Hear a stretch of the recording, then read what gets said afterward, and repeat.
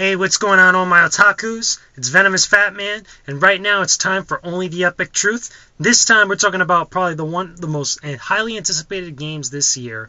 Call of Duty Modern Warfare 3. It's out. People are playing it. What is the deal with this game? Is it any good, or is it a big stinking pile of epic fail right now? So, we're going to get right into it. Let me get a couple of things cleared up from the very beginning at first. Alright, so I got a chance to play Call of Duty. Pretty much played all the modes, played everything, top, bottom, left, and right, all over the place. Played it solo, played it with friends. Here's the deal with this game. This is my full review of Call of Duty Modern Warfare 3. So, let's start off with the single player. Keep in mind, there's going to be a couple comparisons to Battlefield 3, since those two are kind of like the two big first-person shooters, of this year that are actually going head-to-head. But my main primary focus, as you guys can see with the whole Burger Town shirt, is Modern Warfare 3. So, single player. Single player, pretty much standard.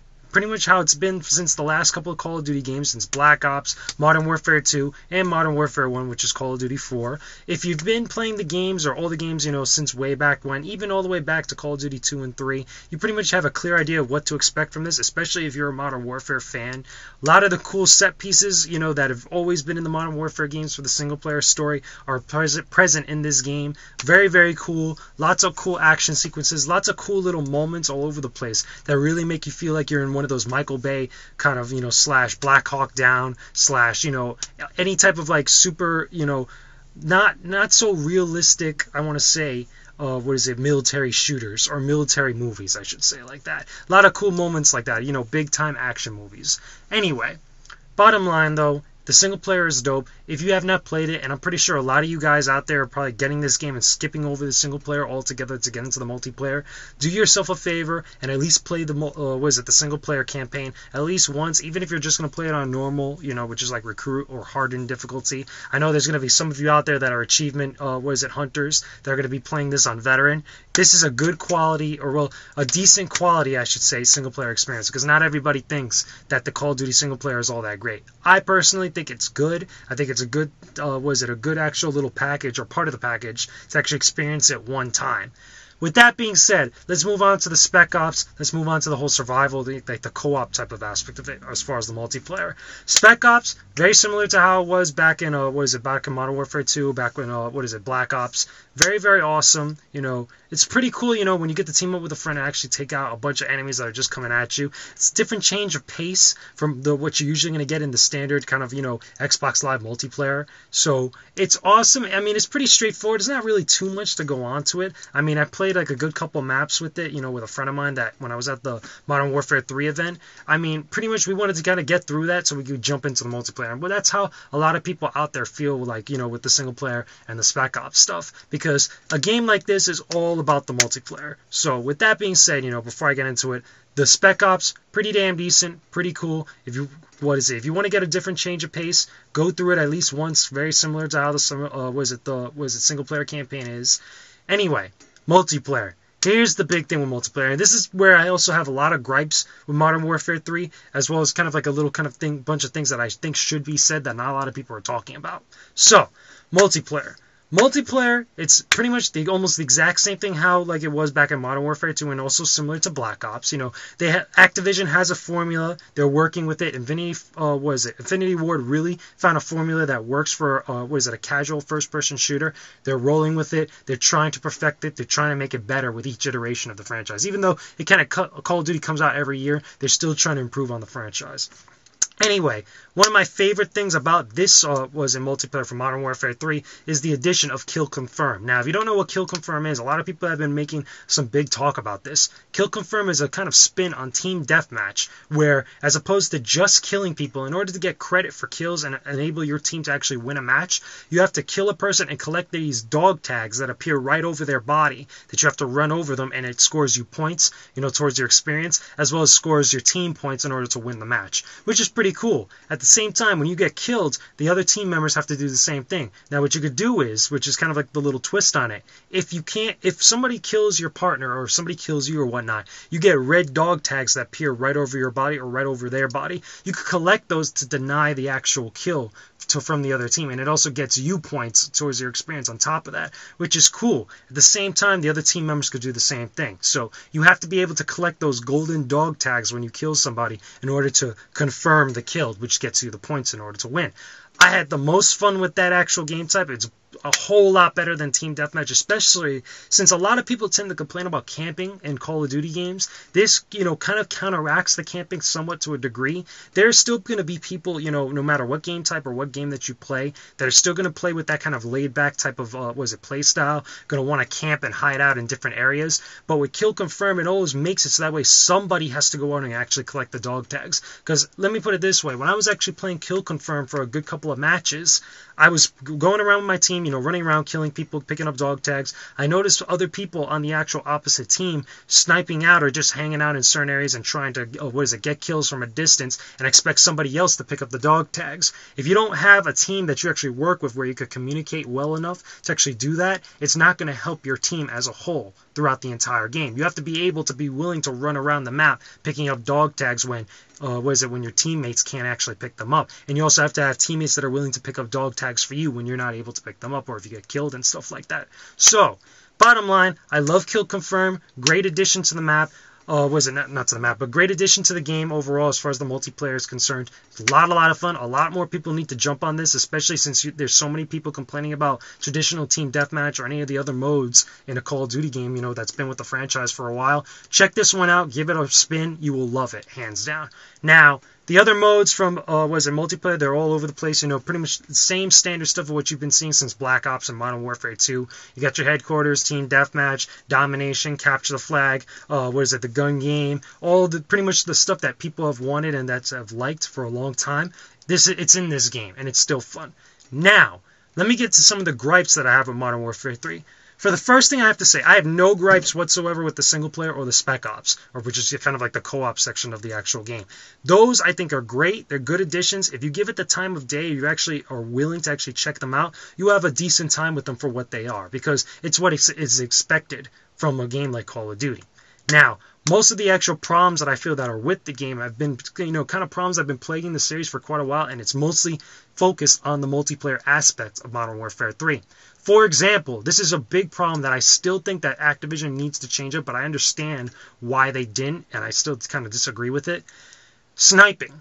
Sniping in most of the Call of Duty games, even all the way back to Call of Duty 4, they have this thing called quickscope. Now, with sniper rifles, pretty much what it does is that once you quickscope, it immediately focuses in on your actual opponent, and it allows you to get a good shot right off on them on point. So it's really quickly, you just tap, pretty much for the most part. So that's why you usually see, if you've ever seen any of those kind of like screen capture card videos of people playing Call of Duty, you usually see people with the sniper rifles going like this, and they hardly even go into scope like that. That's because they're quickscoping, and it allows people that, that aren't necessarily trying to camp out or just trying to, run around and stuff like that to get really quick and easy kills, during the course of a game. I think that's a huge problem. If you notice, let's for example, a game like Battlefield 3 that also came out this year. You don't have that in Battlefield 3 with any of the guns like that. Most of the actual sniping and most of the actual aiming and kind of, target play with the guns in that game really focuses much more on your actual skill rather than using specific types of, I guess you could call it a broken mechanic or kind of like a loose mechanic or a loose game bug. When it comes to actually getting kills like that. In Call of Duty, you've always had players that usually, almost always rely on stuff like that. And it also allows a lot of people to get big kill streaks, which I'm going to get into in just a second. But, hands down, this kind of whole quick scoping thing, especially with sniper rifles, needs to be put to an end. Activision, at least, at some point needs to actually release a patch which kind of gets rid of that. They've talked about it in past games like Modern Warfare 2 and Black Ops, that they've gotten rid of it, but that never seems to be the case, and I think that they've done that specifically is because everybody has their own specific play style, and they want Modern Warfare to be kind of, so diverse to everybody that it's open to everybody to have a good time, as far as, being a mindless shooter for the most part. That's why they probably specifically kept that in there. But that's been around in the series for quite a long time, and I know there's plenty of people out there that have huge complaints about that, because let me put it this way: when you're a sniper and you're actually taking on the role of a sniper and you're going to wield a sniper rifle in any kind of military shooter for the most part, especially games like Battlefields, Call of Duty, Medal of Honor, and stuff like that, snipers, since they have scopes on there, key point is for them to hang back and actually snipe out people rather than running around the map, quick scoping and getting kills like that, or even getting no scopes, which I think is ridiculous. A game like Call of Duty or a franchise like Call of Duty is the one shooting franchise where I've seen the most people go around and just mindlessly just try to no-scope people or quick-scope people with sniper rifles. And that's not, to me, that's not the way how you actually take on the role of a sniper. But, again, that's just my opinion. That's just my, kind of little gripe with that. There's other stuff with it, too, with the multiplayer of Modern Warfare 3. The kill streaks. Now, keep this in mind. The kill streaks have been kind of reworked, a lot, I should actually say, for this game as compared to, Modern Warfare 2, which, the kill streak system was almost completely broken because, there'll be constant air support all over the place and people would constantly find ways to break the game to stay and dominate matches like that. You had the same thing that happened a little bit in Black Ops. However, here's my actual thing with Modern Warfare 3, and the reason why I feel like they didn't really kind of, get it right, that they still need to constantly improve on this. They have these kind of strike packages that kind of, cater to different play styles. Like, let's say, for example, you're a more aggressive player, you have the traditional layout of kill streaks, for you, that if you get a certain amount of kills, straight like that without dying, you'll be able to actually get a kill streak or some type of air support like that to help your team out. Now, also on top of that, they have what's called a support kill streak, strike package that allows you that even though you die, or if you're trying to get like different objectives, capture flags or points or headquarters and stuff like that, it'll still stack up on top of one another. Even if you die, that'll allow you to get a different kill streak. That's a much more support type of class of kill streak. You're not going to get like Pavlos or AC-130s by doing something like this, but you are going to get things like UAVs. You'll be able to get packages. Ammo boxes, even EMPs, which is, like I said, I'll get into in a minute. Then you also have a separate one, which is kind of like a specialty type of strike package, where if you just constantly, get multiple kills without dying like that, your character itself will actually get more powerful, and it gets different types of actual, not perks, but, kind of abilities and stuff towards you, the longer you stay alive, killing people. As soon as you die, though, you lose all that, and you have to start back at square one. Here's my problem with this. While it seems ingenious to kind of level out the playing fields and kind of cater to different play styles of different game players that are going to be out there, the problem is that it has a high potential to be abused. Now, you could say that with almost anything that they pretty much do with this series, at this point, because in almost every Call of Duty game since Call of Duty 4, there's been multiple aspects of that game that have been abused that totally break the game. The problem why I see this is significant enough, because when I was playing a game, I was playing with a team of 6 people. I believe we were playing Kill Confirm. And when we were playing, we were able, because multiple of us had different, there was a bunch of people that had different support, actual strike packages, for kill streaks. We were able to get like 4 or 5 different EMPs. And to get an EMP, keep in mind, I believe you have to get about 18 kills or something like that. You have to get a certain amount of kills that stack up over time.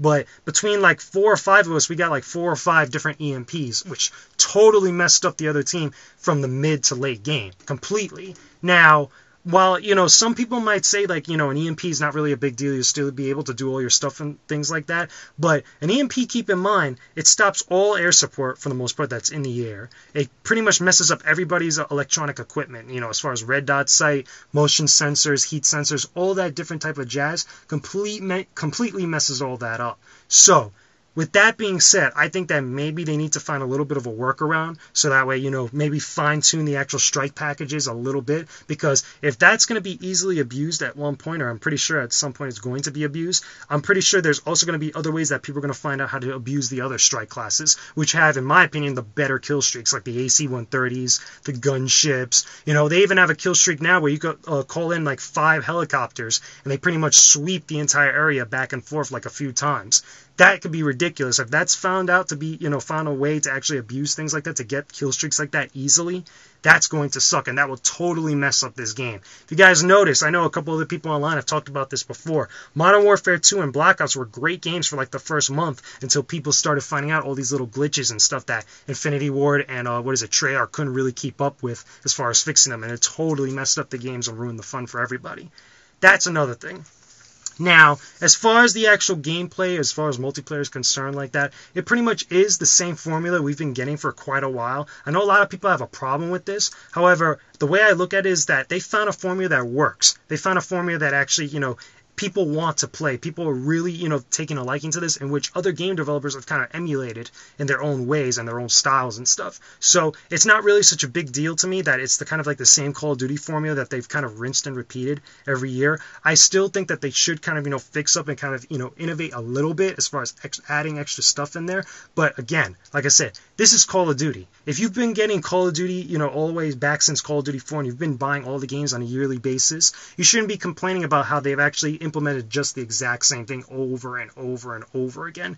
You're getting exactly what you expected when you buy this game. So, with that being said, okay, Call of Duty Modern Warfare 3, if you like shooters, if you're a fan of shooters and you want to get in on the actual fun of one of the biggest games of the year so far, you might want to pick up Call of Duty, especially for the multiplayer. I will really urge you guys to really check out the single player. I had a good time with it. It was good for exactly for what it was. It's not the most phenomenal story like, let's say, like an Uncharted or a Batman or something like that. But for a shooter like this, where more of the focus is actually focused on the multiplayer, it's still a nice addition to the package. Same goes for the actual co-op, the Spec Ops feature. So anyway, that's just my opinions on Call of Duty Modern Warfare 3.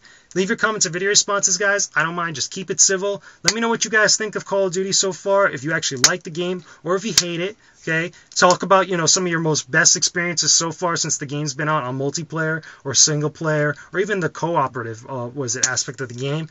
Really, really cool. I liked it. I had a great time actually playing it. If I had to choose between that and Battlefield 3, I wouldn't choose either one of them. I'd say get both of them because pretty much we're able to choose exactly how we want to play our shooters. So why choose one when you're going to end up getting both and experience the best of both worlds? So anyway, I'm Venomousfatman. This has been Only the Epic Truth. I'll talk to you guys again real soon. Stay epic, everybody. Peace out.